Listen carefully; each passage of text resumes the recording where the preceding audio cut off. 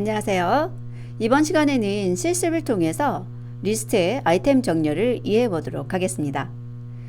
자, 먼저 fruit라고 하는 거하고 test라고 하는 거하고 두 개의 리스트가 준비되어 있어요. 그리고 첫 번째 실습은 무엇을 하는 거냐면 그냥 소트를 해보는 거죠. 지금 애플부터 오렌지까지 나와 있는 문자를 정렬하라 라고 하고 출력해보고 리버스 반대로 내림차순 정렬해라 라고 해서 출력해보는 거예요. 그러면 이 경우에 코드 순서니까 지금 다 알파벳이잖아요. 그러면 알파벳 A에서 Z 순서로 정렬이 되겠습니다. 실행을 해보죠. 그러면 A, K, M, O 순서죠. 반대로 O, M, K, A 순서고요. 만약에 첫 번째 글자가 같으면 두 번째 글자가 또 같으면 세 번째 글자 이렇게 다 정렬이 됩니다. 자, 그러면 가장 단순한 거 해봤고요. 이번에는 sorted라고 하는 것을 사용해 볼 거예요. 이 sorted하고 sort의 차이점을 느껴보자는 거죠. 이 sorted라고 하는 것은 새로운 리스트를 만들어요. 그리고 그 리스트에다가 정렬된 것을 넣어주는 거예요. 그러니까 새롭게 리스트로 만들어서 그 아이템의 주소는 다 복사를 할 거고요. 그것을 가지고 정렬을 해주는 거예요. 그러면 이 앞에 있는 리스트의 sort는 반환되는 값이 없어요. 하지만 이 sorted는 반환되는 게 리스트가 생긴다는 겁니다. 그러면 실행을 해서 결과를 볼게요. 지금 여기서 뭘 출력해 본 거냐면 테스트라고 하는 우리 정렬 대상이 되는 컨테이너의 주소와 R1이라고 해서 반환받은 리스트의 주소를 출력해 본 거예요. 그러면 두 개가 다르다는 걸 볼 수 있어요. 그리고 R1은 정렬이 됐고 테스트는 정렬되지 않은 것을 볼 수 있습니다. 그래서 소문자하고 대문자가 있을 때 대문자가 먼저 나오고 소문자가 뒤로 나온다는 거죠.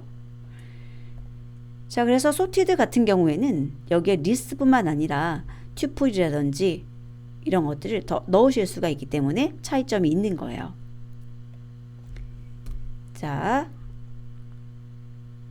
그 다음 이번에는 sort라고 하면서 물론 sorted에서도 사용할 수 있습니다. 키를 주는 거죠. 키를 주실 때는 함수의 이름을 주셔야 돼요. 자, 다시 한번 뭘 줘야 된다고요? 함수의 이름을 주셔야 돼요. 그리고 그 함수들은 무엇을 아규먼트로 가질 거냐면 이 앞에 있는 컨테이너에 아이템들을 아규먼트로 갖게 돼요. 그 말은 저 str의 lower라고 하는 함수가 테스트에 제로를 이렇게 아규먼트로 갖게 된다는 거예요. 그리고 테스트에 1 이런 식으로 아규먼트를 갖게 된다는 거죠. 그러면 무엇을 하게 되느냐? 다 소문자로 바꾸는 작업을 하는 거예요. 하지만 실제로 그 테스트라고 하는 것에 들어있는 문자열들을 바꾸는 것이 아니라 비교되는 대상을 만드는 거예요. 저희들이 정렬을 하려면 뭔가 비교 작업을 해야 되거든요. 그리고 그 비교 작업을 통해서 크고 작다를 비교해서 앞이나 뒤로 이렇게 위치를 정해주는 거예요. 그런데 지금 같은 경우 이게 무엇이냐면 그 비교 대상을 알려주는 방법인 거예요. 그래서 소문자로 바꿔서 비교하라라는 의미고 실제로 이 테스트에 들어있는 애들이 소문자로 바뀌진 않습니다. 결과를 보면서 다시 이야기를 해볼게요. 보시면 지금 소문자 대문자 다 유지됐죠. 다만 소문자로 바꿔서 비교를 했기 때문에 이 대문자 A하고 소문자 A하고 다 앞으로 온 거예요. 그 다음에 C, 그 다음에 Z죠. 그런데 여기 뭐 소문자가 앞이고 대문자가 뒤인 것 같지만 그건 아니에요. 그 소문자, 대문자에 대한 순서는 저희가 말하지 않았어요.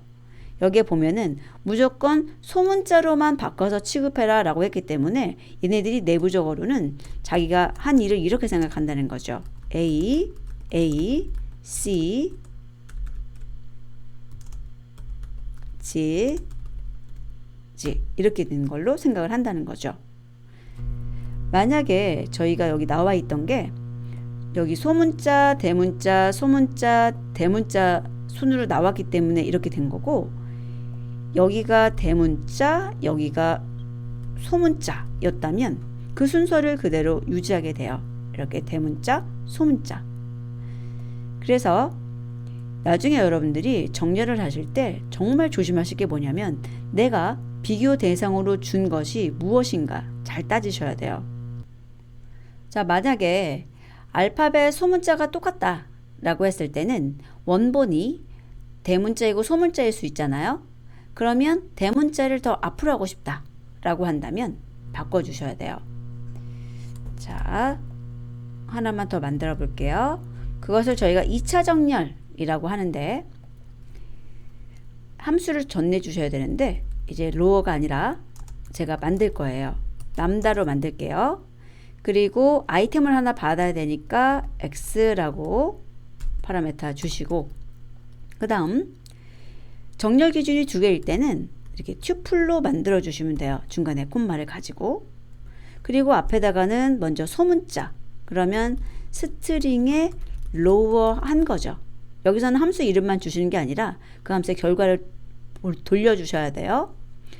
그리고 x 그 자체. 왜냐하면 소문자하고 대문자 있었을 때 대문자가 그 코드 번호가 더 작거든요. 그러니까 이렇게 써주시면 되는 거죠. 그리고 sort 함수 닫아주고요. 이렇게 해서 정렬을 하게 되면 A끼리 B끼리 C끼리 이렇게 알파벳끼리 모이는데, 소문자하고 대문자가 있을 경우 대문자가 앞, 소문자가 뒤로 가는 겁니다. 실행해 볼게요. 보면 대문자가 앞에 온 걸 볼 수가 있죠. 그리고 소문자가 뒤로 간 것을 볼 수 있습니다. 자, 이렇게 해서 2차 정렬 사용하는 방법 보여드렸는데요. 만약에 기준이 여러 개라면 3차 정렬, 4차 정렬 계속 여기다 콤마 넣어서 그 기준 넣어주시면 돼요. 누가 비교 대상인가를 알려주시는 거죠. 그래서 이 sort라고 하는 함수는 키를 함수로 받는데 그 함수에 리턴되는 것을 정렬의 기준으로 삼는다. 그래서 비교 대상으로 삼는다는 거죠. 요걸 잘 기억해 두시기 바랍니다. 다음 학습에서 뵙도록 하겠습니다.